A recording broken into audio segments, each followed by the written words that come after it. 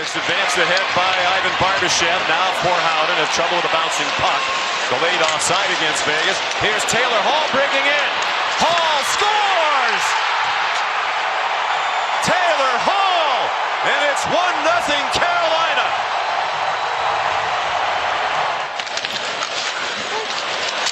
Down low, it's nudged along. Stankoven stopped by Hart. Then Stankoven tried to center. It comes to Blake and he scores! Jackson Blake makes it 2-0.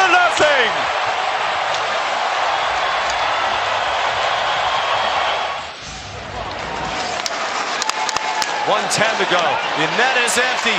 Ehlers scores! Nikolai Ehlers! And the party is on for the Kadiaks here and back in Raleigh.